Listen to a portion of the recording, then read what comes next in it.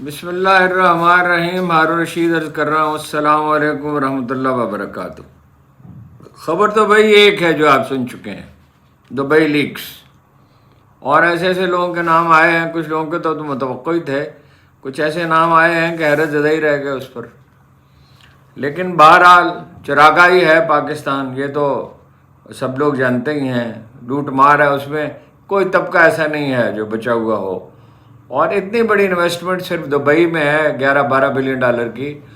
اور ظاہر ہے کہ سب کا سراغ تو نہیں لگایا جا سکا ہوگا، اور بہت سے جو ہیں وہ رشتہ داروں کے، دوستوں کے، ملازمین کے نام پر ہوں گی جائیدادیں. مطلب کچھ بہت معروف نام آتے رہے ہیں. اسحاق ڈار صاحب کا نام آتا رہا، ان کے صاحبزادوں کا. اس کا تو ابھی جتنا میں نے سنا اس میں نہیں تھا ذکر. لیکن دو بہت اور اہم موضوعات ہیں. افواہ یہ ہے کہ مولانا فضل الرحمان عمران خان سے ملنے کے لیے جائیں گے. میرا خیال ہے ملنے تو خیر وہ کیا جائیں گے، کوئی سیاسی حرکیات کے نقطہ نظر سے دیکھیں تو یہ قابل فہم نہیں ہے، اس لیے کہ ابھی وقت ہی کتنا گزرا ہے جب وہ ایک دوسرے کے خلاف برسر پیکار تھے. لیکن موقف تو دونوں کا ایک ہی ہے، اور عدالتیں جو ہیں ان کا رویہ یکسر بدل رہا ہے، اور بالکل ماحول ایسا لگتا ہے کہ دیکھتے ہی دیکھتے تبدیل ہو گیا ہے اور تبدیلی کے راستے پر گامزن ہے. نوبت یہاں تک آ گئی ہے کہ جسٹس اپنا محسن اختر کیانی نے کہا کہ جو مداخلت کرے گا، اپنا رابطہ قائم کرنے کی کوشش کرے گا، مداخلت ہی ہے، تو ادارے کے سربراہ تک سب لوگوں کو توہین عدالت کے نوٹس بھیجے جائیں گے. شیریں مزاری کیس میں بھی جسٹس محسن اختر کیانی نے اسی طرح کے ریمارکس دیے. کہا کہ حالات بدلتے دیر نہیں لگتی، جو آج ادھر کھڑے ہیں کل ادھر بھی ہو سکتے ہیں، یعنی جو حکومت میں ہیں وہ اپوزیشن میں بھی ہو سکتے ہیں، جو آج معتوب ہیں کل مقتدر بھی ہو سکتے ہیں. اصل بات یہ ہے کہ سول سرونٹ اپنا کام کوئی غلط کام نہ کریں. انہیں اسی لیے تحفظ دیا جاتا ہے کہ جب ان سے کوئی غلط کام کہا جائے تو انکار کر دیں. یہ بہت ہی بعض جملے انہوں نے بہت تلخ جملے کہے کہ اسلام آباد ہائی کورٹ کے دروازے اور چیزیں توڑ کر ایک آدمی کو اٹھا کر لے گئے، عمران خان کو. پھر اس کی گرفتاری کو سپریم کورٹ نے غیر قانونی قرار دیا. جو کچھ اس ہائی کورٹ کے اندر ہوا ہم اس کی تحقیقات بھی نہیں کر سکے. عدت کیس میں وہی رویہ ہے. استغاثہ کے وکیل کا، رضوان عباسی صاحب کا، نہیں وہ پیش ہوئے، جونیئر وکلا کو بھیج دیا انہوں نے. تو مطلب یہ کہ دونوں طرف سے، ایک طرف تو جج حضرات کوشش کر رہے ہیں کوئی معاملات بہتر کیے جائیں، اور دوسری طرف جو ہے اس کی مزاحمت جاری ہے. ظاہر ہے کہ مزاحمت جو ہے یہ پشت پناہی کے بغیر نہیں ہو سکتی. القادر ٹرسٹ میں جسٹس طارق محمود جہانگیری صاحب نے کہا، استغاثہ کے ایف آئی اے کے افسر سے ظاہر ہے آپ کے پاس کوئی دستاویز نہیں، ساری باتیں زبانی ہیں، آپ صرف وہ بات کریں جس کے شواہد موجود ہوں.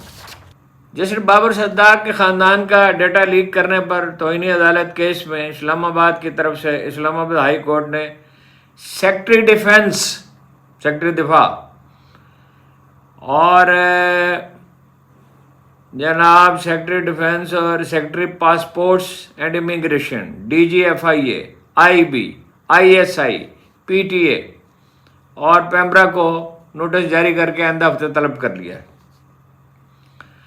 جسٹس بابر ستار نے، بڑی خبر یہ ہے کہ جسٹس بابر ستار نے آڈیو لیکس کیس میں مداخلت کی نشاندہی کر دی ہے. کہا مجھے یہ پیغام دیا گیا کہ پیچھے ہٹ جاؤ، اداروں کی طرف سے سرویلینس یعنی نگرانی کے نظام کی سکروٹنی کی کوشش نہ کرو، اسے جانچنے کی کوشش نہ کرو، پیچھے ہٹ جاؤ. یہ انہوں نے خط لکھا ہے چیف جسٹس اسلام آباد ہائی کورٹ کو. نیب ترامیم پہ جو انٹرا کورٹ اپیل ہو رہی ہے اس میں بھی چونکا دینے والے واقعات ہوئے. بالآخر تو اگرچہ عمران خان کی کو اجازت انہوں نے دے دی سپریم کورٹ میں پیش ہونے کی، اگرچہ ویڈیو کے ذریعے، لیکن شروع میں انہوں نے کہا کہ اس کی ضرورت نہیں ہے. آغاز ہی میں جسٹس صدر من اللہ نے کہا کہ سپریم کورٹ نے عمران خان کی درخواست پر فیصلہ کیا تھا، اگر وہ عدالت میں پیش ہونا چاہتے ہیں تو اس کا انتظام کرنا چاہیے، یہ فیصلہ کیا تھا۔ درخواست گزار کو طلب کیے بغیر فیصلہ کیسے کیا جا سکتا ہے؟ عمران خان کو عدالت میں پیش کرنا چاہیے تھا، سپریم کورٹ نے اس کا حکم دیا تھا۔ چیف جسٹس نے کہا یہ کسی شخص کے انفرادی کیس کا معاملہ نہیں ہے، وکیل پیش ہو سکتا ہے، اس کیس کو کسی اور مقصد کے لیے استعمال کرنا ہے تو الگ بات ہے، مگر بعد میں انہوں نے اجازت دے دی اور عمران خان اپنا مقدمہ خود پیش کریں گے۔ اچھا جناب، جہاں تک اس کا تعلق ہے مولانا فضل الرحمان والی افواہ کا کہ وہ ان سے ملنے کے لیے جائیں گے، میرا خیال ہے یہ افواہیں ظاہر ایسی صورتحال میں پھوٹتی ہیں، جو لوگ سیاست کو سمجھتے ہیں، اس کی حرکیات کو، جو مولانا کے مزاج کو، انداز کو، طریقہ کار کو سمجھتے ہیں، پس منظر سے واقف ہیں، انہیں معلوم ہے کہ ایسا نہیں ہو سکتا فوری طور پہ۔ دونوں کے درمیان بہت شدید تلخیاں رہی ہیں، بلکہ نفرت کا سا ماحول رہا ہے۔ عمران خان نے اب سختی سے ہدایت کی ہے کہ مولانا کی دلجوئی کی جائے، کوئی ان کے خلاف بات نہ کی جائے، انہیں تحریک میں شامل کرنے کی کوشش کی جائے۔ اس کے بعد مولانا یہ کہتے ہیں ہم نے تو تحریک شروع کر دی ہے اور اسمبلیاں خریدی اور بیچی گئی ہیں اور نئے الیکشن کے سوا کوئی چارہ نہیں ہے۔ بات تو ان کی ٹھیک ہے، یعنی ٹریبونلز کیا کریں گے جی؟ اور ٹریبونل جو نئے مقرر کیے ہیں ہائی کورٹ کے 6 ججوں پر مشتمل لاہور ہائی کورٹ نے، اس کا تو نوٹیفیکیشن ہی الیکشن کمیشن جاری نہیں کر رہا۔ تو ویسے اس سے پہلے بھی یہ ہوتا رہا ہے، 5 6 سال گزر جاتے ہیں اور جب فیصلہ آتا ہے تو اسمبلی ختم ہو چکی ہوتی ہے۔ تو نئے الیکشن کے سوا کوئی چارہ نہیں، یہی مطالبہ کرنا چاہیے۔ اور یہ اور کیا طریقہ ہے کہ جو جینون جیتنے والے ہیں انہیں اقتدار منتقل کر دیا جائے؟ اور تو کوئی طریقہ نہیں ہے۔ اس کی مدت مقرر کی جا سکتی ہے اور اس سے پہلے تلخیں ختم کرنے کی کوشش کی جائے۔ مولانا کا الزام یہ بھی ہے کہ انہیں الیکشن مہم چلانے کی اجازت نہیں دی گئی۔ عمران خان نے انہیں میسج بھیجا ہے وزیر اعلیٰ کو، علی امین گنڈا پور کو، کہ آپ اپنی کانسٹیچوئنسی کی پالیٹکس میں نہ الجھے رہیں۔ یعنی فیصل کریم کنڈی کے ساتھ الجھ گئے، وہ بھی اسی حلقے کے ہیں، اور مولانا کے معاملے میں بھی ظاہر ہے کوئی شکایت انہیں ہوگی، تو انہوں نے کہا ہے کہ بھائی انہیں یعنی جہاں کہیں گنجائش ہے ان کے ساتھ نرمی کا برتاؤ کیا جائے۔ اور یہ اصل بات یہ ہے کہ ان کی دلجوئی کرنا چاہتے ہیں، وہ سمجھتے ہیں کہ یہ انہیں ادراک ہو گیا عمران خان کو متحدہ محاذ اگر نہیں بنے گا تو مسئلہ حل نہیں ہوگا۔ جماعت اسلامی بھی موقف کی تو ان کے حامی رہی ہے اور اب بھی ہے، اور یہاں تک نعیم الرحمان صاحب نے کہا کہ ان میں سے کوئی شخص نہیں جیتا، 30% سے زیادہ ووٹ نہیں لیے ہیں۔ اور اب مسئلہ یہ ہے، نون لیگ کوشش تو کر رہی ہے، مولانا سے رابطہ تو ہے ان کا، 2.5-3 اشرے وہ اقتدار میں رہے ہیں اور اب انہیں اس طرح مکھن سے بال کی طرح نکال کر پھینک دیا گیا۔ اصل میں انہیں توہین کا بہت احساس ہے اور توہین تو ان کی گئی ہے۔ تو شمشیر اب اپنے انہیں بے نیام کر رکھی ہے اور وہ یہ کہہ رہے ہیں کہ چیئرمین کا عہدہ مجھے پیش کیا گیا، میں نے قبول کیا۔ وہ ظاہر ہے وزارتیں تو نہیں لے سکتے، تو ان کی تو ساری سیاست ہی ختم ہو جائے گی۔ ایون اس پر بھی انہوں نے غور کیا ہے کہ سرے سے الیکشن میں حصہ ہی نہ لیا جائے۔ لیکن بہرحال میرا خیال ہے یہ تو نہیں انہیں نیا الیکشن سوٹ کرتا ہے، اور کوئی انڈرسٹینڈنگ ان کی ہو جائے پی ٹی آئی کے ساتھ، جو ہو سکتی ہے، ناممکن نہیں۔ سیاست میں کوئی چیز ناممکن نہیں ہوتی۔ جماعت اسلامی کی ہو سکتی ہے، ان کی بھی ہو سکتی ہے، اگر اختر مینگل کی ہو سکتی ہے، اچک زئی کی ہو سکتی ہے، تو ان کی کیوں نہیں ہو سکتی؟ الیکشن ٹریبونل تو بہرحال فیصلہ نہیں کر سکتے۔ نون لیگ میں توڑ پھوڑ جاری ہے، اور حکومت کی جو کارکردگی ہے وہ تو ظاہر ہی ہے جس قسم کی کارکردگی ہے۔ اور جب یہ لگ بھگ 1000 ارب روپے کے ٹیکس لگیں گے تو ان کا امپیکٹ 1000 ارب کا نہیں ہوگا، ان کا امپیکٹ بہت زیادہ ہوگا۔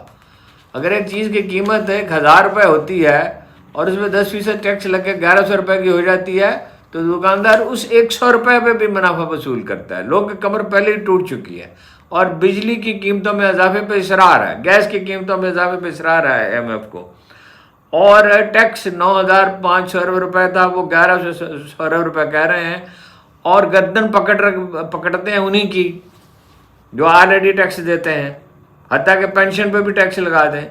نئے ٹیکس دہندگان کے لیے یہ جو اس ایف بی آر کے ہوتے ہوئے نہیں ہو سکتا. یہ ایف بی آر یہ گونگوں اندھوں اور بہروں کے ایف بی آر ہے. اسے معلوم نہیں تھا کہ کوئی 11-12 بلین ڈالر کی انویسٹمنٹ تو وہاں ہو چکی ہے. کیا کیا انہوں نے؟ کوئی اس پہ پرپوزل تک نہیں بنائی. وہ 6 بورڈ تجویز کر دیے کہ یہ کسٹم کا الگ بورڈ ہو، فلاں کا الگ بورڈ ہو، فلاں کا الگ بورڈ ہو، یعنی ایک پوری وزارت اور بلکہ کئی وزارتیں بنا دی جائیں. پہلے ہی سے جو 23,000 آدمی، اس میں کتنے آدمی ہیں؟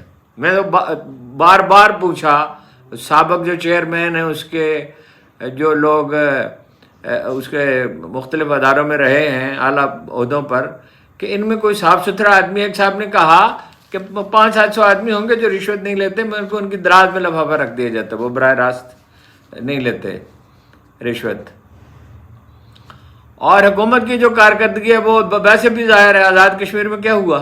کیا مسئلہ تھا آزاد کے؟ جب سارے مطالبے ماننے تھے آخر میں تو شروع میں کیوں نہیں؟ اور ان کا تو فنانشیل امپیکٹ تو برائے نام ہے، 3-4 ارب روپے ہے، اس سے زیادہ نہیں ہے.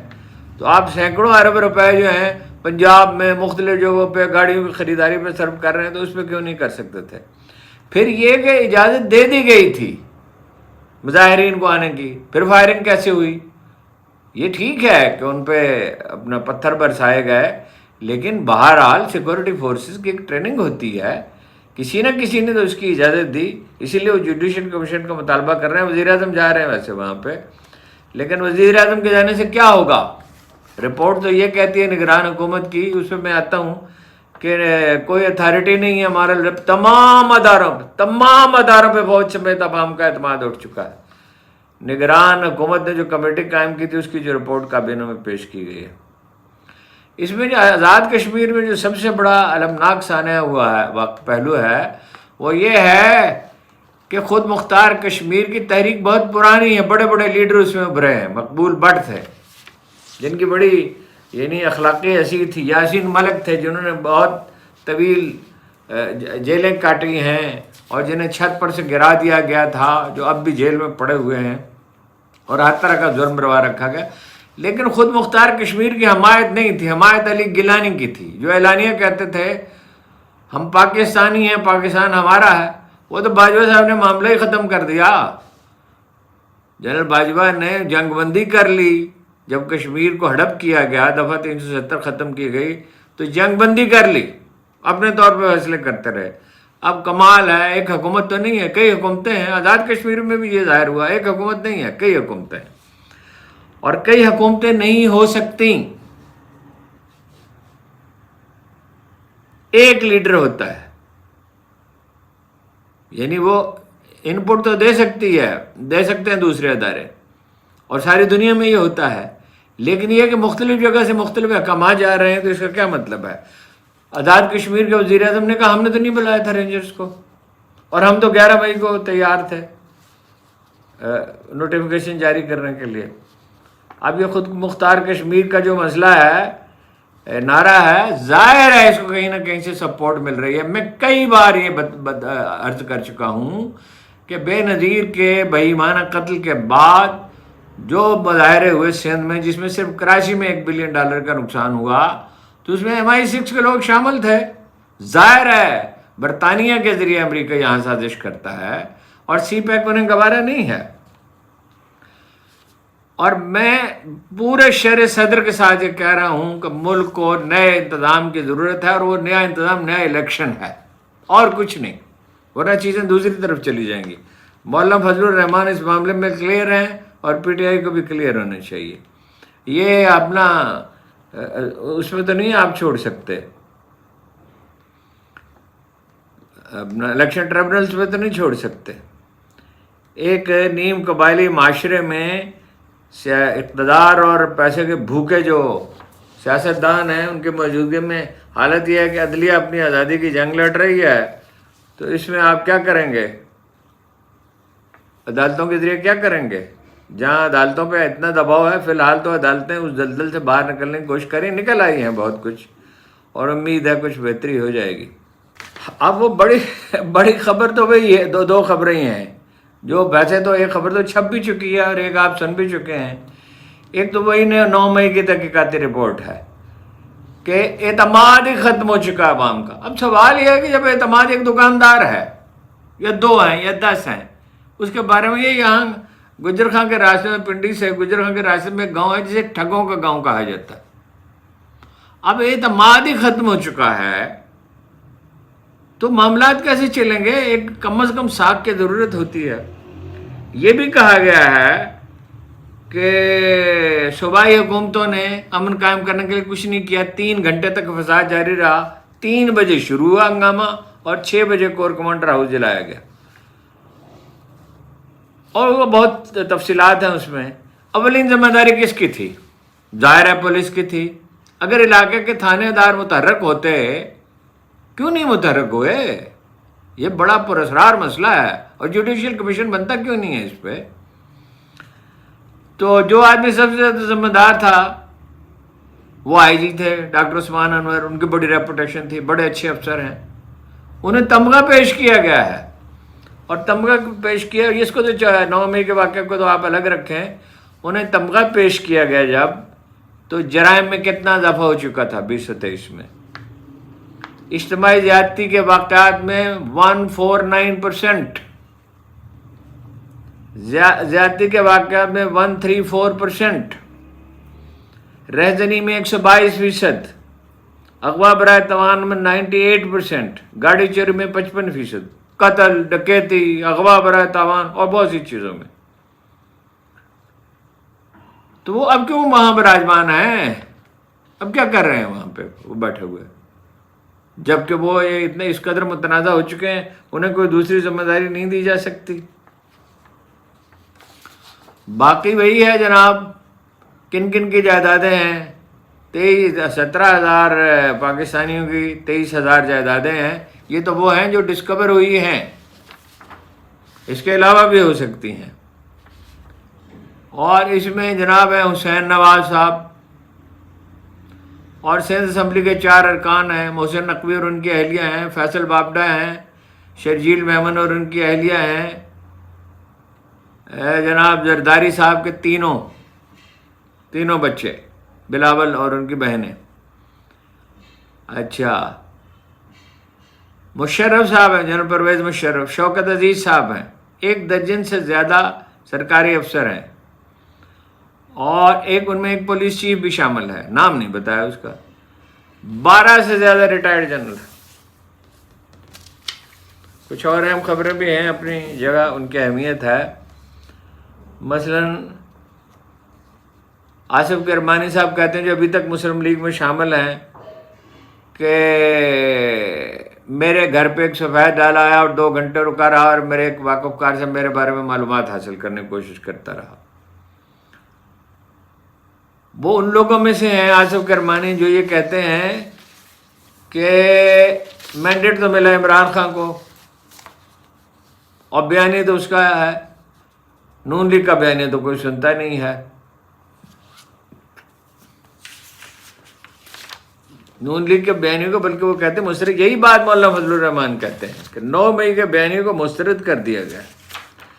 نریندر مودی صاحب نے ارشاد فرمایا ہے جناب، ظاہر ہے ان کی ساری تحریک جو ہے پاکستان کے خلاف نفرت پھیلانے پہ تھی. انہوں نے کہا ہے اگر میں جیت گیا تو پاکستانی کو چوڑیاں پہنا دوں گا. چوڑیاں تو خیر وہ کیا پہنائیں گے، 2019 میں کیا ہوا تھا جب کوئی 60-70 طیارے ان کے امٹ کر آئے تو 2 طیارے گرا لیے گئے. اس کی تو ساری تفصیلات کبھی میڈیا میں آئی نہیں ہے، معلوم نہیں کیوں اوائڈ کیا. انڈین میڈیا نے بھی اوائڈ کیا، پاکستانی میڈیا نے اوائڈ کیا. 6 جگہوں پر دن کی روشنی میں پاکستان نے حملہ کیا، ان کے قریب 6 اہم جگہوں کے قریب، اور ان اہم جگہوں پہ کیا جا. اس سے پہلے جنرل بلال نے جنرل بپر راوت کو میسج بھیجا کہ بھاگ جاؤ ورنہ تمہیں مار ڈالوں گا یہاں، اور ٹھیک فیصلہ کیا. مطلب اس سے تو بڑا کرائسس ہو جاتا. اور دعوے تو انڈینز بہت کر رہے ہیں، حملہ کرنے کا کوئی سوال پیدا نہیں ہوتا، اس کا کوئی امکان نہیں ہے. سوال دوسرا ہے، سوال یہ ہے کہ وہ تو ہرزہ سرائی کر ہی رہا ہے، اور ہرزہ سرائی کے سوا وہ کر بھی کیا سکتا ہے. لیکن اور مودی کے خلاف تو ہم کیا بات کرتے ہیں، یعنی انڈیا میں اتنی بات ہوتی ہے. یہ الگ بات ہے کہ جب تعصب پیدا ہو جاتا ہے، نفرت میں شروع میں بڑی قوت ہوتی ہے. ہٹلر بھی تو جیتا تھا نا، مسولینی بھی تو برسر اقتدار آیا تھا. الطاف حسین کا بھی تو حکم چلتا تھا کراچی میں. سوال یہ ہے کہ یہاں سے جواب کیوں نہیں دیا جاتا؟ اس سب کے سب گونگے بہرے کیوں ہو گئے؟ بولتا کیوں نہیں ہے؟ یہ عصر حاضر کے شیر شاہ سوری یہ کیوں چپ ہیں وزیر اعظم صاحب؟ اور نیلسن منڈیلا پاکستان کے، زرداری صاحب، اور قائد اعظم ثانی نواز شریف صاحب، یہ بھارت ان کے لیے اتنا مقدس کیوں ہو گیا؟ کوئی انٹرنیشنل اسٹیبلشمنٹ کے ساتھ ان کی کمٹمنٹ ہے؟ بہت سی چیزیں ناقابل فہم ہیں. اس لیے مولانا فضل الرحمان کا یہ مطالبہ میرے خیال میں بالکل درست ہے، نئے الیکشن ہونے چاہیے. یہ ضرور ہے کہ اس سے پہلے مذاکرات ہوں گے، اور یہ مذاکرات اعلانیہ نہیں ہوں گے، ظاہر ہے خاموشی سے ہوں گے، بات چیت ہوگی. یہ تو کام چلنے والا نہیں ہے. کہاں گئے محمد بن سلمان؟ کہاں ہے سرمایہ کاری؟ اتنا عرصہ گزر گیا، کم ہوئی ہے، بڑی نہیں ہے، اور نہیں بڑھے گی. کوئی سرمایہ کاری نہیں ہوگی. جب پیسہ تو الٹا ملک سے باہر جا رہا ہے تو کوئی حد ہوتی ہے. ایک تو بحران ہے، اس بحران میں یعنی ایک جنون کی سی کیفیت ہے، اور ہر آدمی پہ وہ سوار ہے. بائی دی وے مجھے یاد ہے وہ ان کی بھی ہے جائیداد، افضل مروت کی بھی وہاں ہے ان کے مطابق، جو خبر جیو نیوز سے عمر چیمہ صاحب نے دی ہے. اور عمر چیمہ صاحب نے وہ پاناما کی خبر دی تھی جس کے نتیجے میں نواز شریف کا اقتدار جاتا رہا تھا، جس کے لیے ذمہ دار وہ ججوں کو قرار دیتے ہیں اور اپنا جناب بھائیوں کو ذمہ دار قرار دیتے تھے، جن کے ساتھ ان کی ساز باز بھی رہی. تو فرق ہوگی کی بھی ہے. تقریباً ہر جو بارسوخ پائے لندن میں بہت جائیدادیں ہیں. لندن بہت بڑا گڑھ ہے بلیک منی کا. تو یہ ایف بی آر کی کب تشکیل نو کریں گے؟ جب آلو کو 1000 روپے کلو ہو جائیں گے، جب مسور کی دال 2000 روپے کلو بکنے لگے گی، جب لوگ جو ہیں بھوک سے مرنے لگیں گے، اس وقت اصلاحات کریں گے. ملک کو سرجری کی ضرورت ہے. ہر آدمی جانتا ہے ملک کو سرجری کی ضرورت ہے. انڈر پاسز کی اور اوور ہیڈ برجز کی ضرورت نہیں ہے. انصاف کی ضرورت ہے. جو کچھ کسانوں کے ساتھ ہوا ہے اس کے نتائج ابھی دیکھنے ہیں. ابھی تو کشمیر کے نتائج آپ نے دیکھے نا. وہ تو کسانوں میں لیڈر ہیں جو اصل میں دراصل جن کا حکومت کے ساتھ رابطہ ہے، اداروں کے ساتھ رابطہ ہے، وہ تو کسی نہ کسی طرح آپ نے روک لیا اس کو.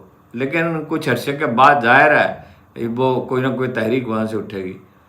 تو میرا خیال ہے کافی طویل ہو گئی گفتگو. آپ کا بہت بہت شکریہ.